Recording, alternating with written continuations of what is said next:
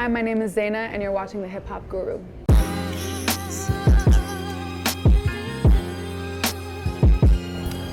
Okay, welcome to another episode of The Sit Down. Today we have Montreal-based artist Zeina sitting with us. Hi. So Zeina, welcome to Toronto. Thank you. It's good to be here. Yeah, when was the last time you were here?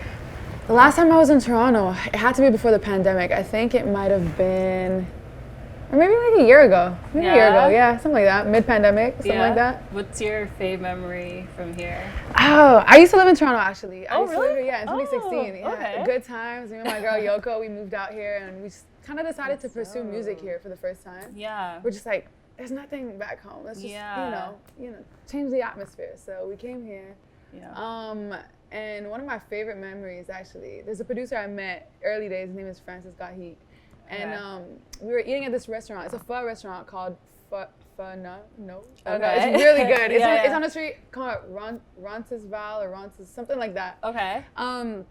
And we ate there. It was really good, and I still go there to this day. It's like my favorite restaurant. Really? Yeah. And we went there, and then we walked from there to the CN Tower, which was like a 2-hour walk. Stop. But it was dope. Like, you know what I mean? It was like such a good memory for me, and it was like I get to see Toronto for what it's really like, and not like just a CN Tower, like you know, tourist moment, like you know. So it was cool. One of my most cherished memories, and he's still a good friend of mine. So it means a lot to me. Have you guys worked together a lot? Yeah, he actually had me do one of the first songs I ever put out called "Hit Me Up." But that song, I don't even know if it's like findable anywhere, but it's one of my first records I ever put out. Yeah. Yeah. That's dope. I feel like those are always the best times, like when you just don't have any plan and you just kind of go with the flow. Yeah, we're like, yo, what's the next motive? Like, and then we just ended up walking for 2 hours, and I got my steps in, period. But yeah. Daily steps are important. Yes. Okay. Yes. And so I know you're coming back here in August for Manifesto. Yes. That's exciting. I'm excited. That's gonna be the first festival I actually do in Toronto. And the headliners are so dope, so I'm excited to be a part of that storyline, you know? What was your reaction when you got the news? You got that call? I was so excited. Yeah? Honestly, I was like, this is dope. Especially coming off of a time frame where nobody was really doing shows and like everything was dead. It feels good to get news like that and to know that it's in your country too, like it's dope. And to also be a fan of the headliners, it's just cool to be associated with something like that. Especially for my first festival in Toronto, I think it's so special. I was so excited. And that's how you know, like, people really like mess with you around here. Yeah. Girl, I done spent time here. Let me tell you. You put in the work. Yeah. And honestly, I've been welcomed with open arms. People here have been really nice to me, and really like helpful. So I owe a lot to the city and to the people in it. Yeah. And so I guess like let's go all the way back. How did you first start in music? Like. Oh, I was in med school at first, so like completely the opposite. Okay. Of music. Yeah, it was That's interesting. Yeah, it's so different for me. So I did it for my parents, who like obviously they're immigrants and Arabs, so like for them it's the dream to come to this country, and then your kid is like a doctor, a lawyer, or like engineer, like anything. You know what I mean? So I was really unhappy doing that, and it didn't align with me as like a human being, and I got into a really depressed phase in my life, and I was looking at the people around me, and there's not one person's life that I want, and like we did like a little hospital field trip day, and I was like, this is not for me. Yeah, it's not it. Yeah, no. So I decided to quit. I didn't really tell my dad till like a year after, and then I moved to Toronto. I moved to Toronto, and that's how I started, really like, and it was a good year. Like 2016 was a special year for Toronto, I feel like. The energy was different, you know? Summer 2016, I feel it's like that's all I unbeatable, needed. right? Okay. I'm not the only one to feel it. No, you're not. There's like memories there, right? Okay, sure. cool. So it was great. It was so good for me to be here in that era, and that's how it all started for me. Just networking, I guess, like meeting people, going to parties, and I had a friend, his name is Cozy. He really started introducing me to people out here, and he was a pivotal part of my career, so shout out to him. Yeah, and so like what was their reaction when you told them? They were like, my parents? Yeah, like I don't want to do this anymore. Man, my mom was actually really supportive, like surprisingly. Like she'll always slip in some stuff that, you know, do you want to go back to school? It's like, I'm like, no, not really. My dad, he is supportive, but it was harder for him to accept that as a reality. I think when things started to happen for me, like him certain milestones, he started to understand and to be more supportive. But it's still a battle, I guess. It's like, it's hard for them to understand what this is. It's such a different world than what they grew up on. So No, creative industries, I feel like it's really hard. Like, it's different, right? Yeah. And there's not like a linear path. I feel like you always kind of have to make your own way. So I get that. Yeah. Exactly. And so you spent a lot of time in LA making music. I do. So after Toronto, I decided to move to LA. I feel like I'm kind of a, I just can't stay in one place too long, you know? So nomad? Yeah, nomad vibes, really, So I moved to LA after I felt like I stayed long enough here. I was here for like a year and a half, and then I moved there on a whim. I think I decided like 3 days before I actually moved. I'm moving to LA. Like one-way ticket, that's it, yeah. And it was good for me. It was a learning curve. It was a harsh reality check because, you know, I grew up in the suburbs, so it wasn't really hard for me growing up. But I went there, obviously, against the will of my parents, in a sense. So I was pretty much on my own, like funding a lot of it on my own, too. They did help, but it was definitely not luxurious. Like, let me tell you. Like, LA's a hard city to... Yes. I was, like, sleeping on an air mattress, like, roaches, the whole nine, like, you know. Shoot. So it was difficult for me. It was a reality check. It humbled me, and it also developed me as a human being and opened my eyes to the reality of, damn, life is a bitch. Like, you know what I mean?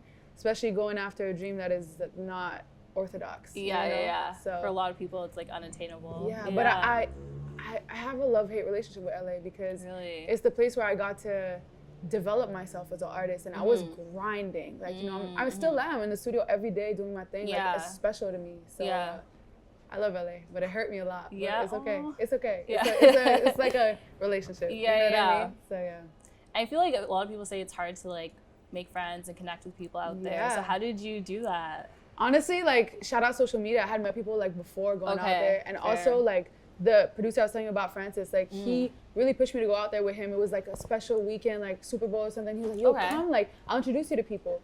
So he was dope. I went out there with Yoko. We just did our thing, and just living life. Met people, did our thing, Could you see yourself moving out there eventually, or not? I think I want to, but I think like even if I move there, I'm still gonna spend a lot of time home. It's important for me to be surrounded by my friends. My collective, just my family, like all of that, you know. It's important for me to feel like a human again. It feels like when you go to LA, sometimes it feels like you're so caught in the loop of it, and you're such like you're in a mode, you know what I mean? I feel like you have to get yourself in a headspace. Exactly. So I need to get out of it a little bit and feel like myself again, and connect with where I came from, because I try to embody where I came from in my music, and if I'm disconnected, then it's, you know, it just doesn't translate well. So I think a balance is really good for me. And you feel like Montreal kind of grounds you, gives you that. It grounds me, and it's inspiring. And I hear music differently when I go to Montreal. Like, really? Yeah, like I'll make music in LA, and then I'll come back home and listen to it and have a whole new outlook on it, just off being back home. Which is really interesting. And so I feel like that's a common theme. Like, you tend to tap into like your emotions and stuff in your music. How are you able to like be so vulnerable? Because I know it's kind of hard sometimes. Girl, being vulnerable on a record is hard sometimes, but it's therapeutic in a sense. Like when I write certain things that feel vulnerable, and when I sing them in a vulnerable way, it's me coping. You know what I mean? It is therapeutic for me. So I enjoy the process, and sometimes it does make me emotional listening back to a record and being like, damn, I was there. That's what my mind space was in. Records that haven't even come out, like stuff that I've written in phases of my life that I was super sad. I'll listen back and be like, damn, like that's really where I was in life. That's crazy. Like, you know, I feel that. It's like a diary. So no, I just, being vulnerable is a special thing for me. I like it a lot. Have you ever had like an experience where someone's like hit you up and been like, I know you're talking about me in that song? Yes. Really? It's gotta be in trouble. Stop. It's gotta be in trouble. Yes, definitely. How do you deal with that? The thing is, I try to explain it the best I can. Like, if you're in my life, just know you're gonna end up in the song. Like, it's just beware. Beware. It comes with the territory. Even my friends, sometimes they end up in records. Like, and my entanglements, they end up in records. Like, you know what I mean? So I think it's a prerequisite to be in my life. So I mean, fair enough. Do you feel like you kind of tap into like those types of emotions when you're writing, or do you feel like it's just like a general sense of like what you're feeling in that moment? I think it's a general, when I'm writing, there's a lot of things that inspire me. I think there is that side of me sometimes that I don't think is the prettiest side of me, like the toxic side, but it's real and it's human and it's it is what it is, you know? So I put it in my music in a sense where like, yo, I know other people feel this way, and I know that, you know, sometimes you got to do this to feel like a bad bitch. Like, you know what I mean? It is what it is. But there's things that inspire me from my own life, my own relationships with my friends' stories. I love listening to my friends' stories because I feel like when I'm running low on inspiration, like they'll tell me something that'll be exciting for me to hear. And even watching movies, it's like, okay, have you ever watched like Fast and Furious and then you think you can drive like a race car driver? You know, like you leave the movie theater and you're like, I'm killing it. Like, you know? So that inspired you in a sense. That's how I feel when I write songs sometimes. After a movie that really touched me, I'll write a record and I'll feel like, damn, like this is cool. And what's like the creative process? Like what's like a ritual that you follow to like get yourself in that headspace? Honestly, there's not much of a ritual. Every time it's different. Okay, fair. It's just it depends on how it is that day. Yeah. It's a different process every day. Yeah. Sometimes I'll start with the lyrics. Sometimes I start with the melodies. It's just, it's a vibe. But ritual-wise, like, as long as the place smells nice, I'm good. Really? Are you big into smells? Yes. Yeah? If something doesn't smell good, I'm turned off. Okay, fair. From human to place to food. Like if it doesn't smell right to me, I'm not with that.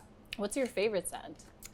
Interesting. I do like eucalyptus type smells. Okay. It's really good. Yeah, I like calming. woodsy smells. Yeah. I'm not a big like flower girl type smell or sweet smells. I'm not into that. Okay. I like very like spa-like smells. Okay, so you like more like the musky type of like zen. Okay, Okay, interesting. Yeah. And like, do you have like a go-to drink or a go-to? Yes. Yeah. Okay. I'm a spritz girl. Okay. I love Aperol spritz. Yeah. As you can see, there's one over there waiting for me. That's my favorite drink. It's my favorite drink. Okay, fair. Yeah. And okay, so you're single. Give me time. When does this come out? I don't know. Give a date, but soon. Yeah, soon. Okay. And what was the inspiration behind that? Give Me Time was a fun record for me because it talks about a situation where I was into the guy at first and everything was smooth, I was attracted and everything. And then I got the ick in a sense, you know what I mean? It's like you can't come back from that. You can't. You can't. So I got the ick and it happened because he was moving too fast and I was like, yo, you're moving too fast. Yeah, like, you're doing a lot. Doing the most. Yeah. And it just ruined it because on paper it was the perfect situation for me, but the vibe was off. Yeah. It died. Like, you know what I mean? So I made a song about it because I feel like we all go through that. Like, you know what I mean? Sometimes you want it to work so bad and it's just like an uncontrollable, like, right, the ick is an uncontrollable feeling. It's just something you can't put your finger on, but it just kills it. Yeah. It kills it. So what's one of your like number one icks, would you say? Oh my God. Is there one that you can like point and be like, clinginess. Okay. Can't support successful women. Big ick. Okay. Hygiene. Okay. Like, you know, back to smells. Yeah. You know what I mean? It's very important. Common theme here. Oh, like how they treat their friends and like family and like even people who are in like the service industry. Like if I go to a restaurant and you're being rude to the waiter, I'm turned off. That is a big one. Like, hey. Yeah, that is a big one. And how he treats his mom. Okay, my list is long, clearly. But there's a couple. There's a couple. Fair. No, I feel anytime someone's rude to like a friend, anyone, if you're rude to service, I can't do that. Yeah, same. And so I know a lot of fans are drawn to you based on your sound, but I feel like they're also drawn to your style. Oh, I'm big on style. Yes. I have a collective called Mates, and it's actually we're all women, and there's a couple girls in there that are in the fashion world. We got my girl Damini, she has her own line, and she's a designer, and my girl Kelly, she's a stylist, and you know, we all share ideas, and we all sit down and talk about subject matters that are important to us. So. Yeah, since there's two girls that are like, their world is fashion, obviously it rubs off onto me. Okay. And it's important for me to always like have a sick fit on because like it's part of the persona. Yeah, like, you know what I mean? I feel it. I always feel good when I'm wearing the freshest fit. So it's important for me to. It's like a confidence boost. It's a confidence boost. You know what I mean? Sure. And yeah. It's a form of self expression. So. Who's like your style icon? Would you say? Oh, there's so many. There's so many. Whose wardrobe do you want? Like if you could just snap your fingers and instantly you would have it. Yeah. Probably Ree. Really? Yeah, that's a good I feel like that's like everyone's outfit. That's bro, her outfit is like her fit's like she snaps. But like, she can wear anything. I feel like And like the selection, if I had that wardrobe, I'd be like heaven. Like you know what I mean? So she's definitely an icon in that sense. Yeah. How about musically? Who do you look up to? Ooh, it's a hard question because I pull inspiration from a lot of things. So much. And every time I get asked these questions, I have an answer, but like I listen back to my answer and I'm like, not really. Like it is that and more things, you know? So like I pull inspiration from Arabic music, classic 2000s R&B. That's a lot of my like vibe. Okay, I do like trap. Like I love trap drums. Like it's dope. Like, you know what I mean? Amy Winehouse, jazz stuff is so cool. Classic, yeah. There's just so much. Yeah. So much. So yeah. Could we see like an Arabic album coming from you soon? Oh, I don't know. Or a song or a single maybe? Maybe actually. Yeah. Like, I'm not opposed to it. I've always wanted to incorporate Arabic into my music. And I've done it sonically in this project. I have a project called East End Confessions, and I try to like incorporate Arabic instruments in it a lot, and a couple Arabic words here and there. But it's definitely something that I have to develop. It's not something that comes to me like really easily, even though like sonically and melody wise I get it. Yeah. It's difficult. Like singing in Arabic is a completely different way of singing than English music. So yeah, fair. Yeah. But maybe. Maybe. Yeah? Maybe. Okay. Maybe. And so what's your message, would you say, for this project, East End Confessions? My message. What do you want fans to get out of it? I think it's just like a very honest album. And I think that I want obviously women to feel empowered when they listen to it, but also it's just real. Like it's just a come up album. Like you know what I mean? It's just like it's a project where I want people to listen to it and be like, damn, this is the start of something great. Like you know what I mean? And be empowered to also do it for themselves. Like you know what I mean? I think it's cool. It's really I'm so excited about this album. Yeah. What are you most excited for in your career, would you say?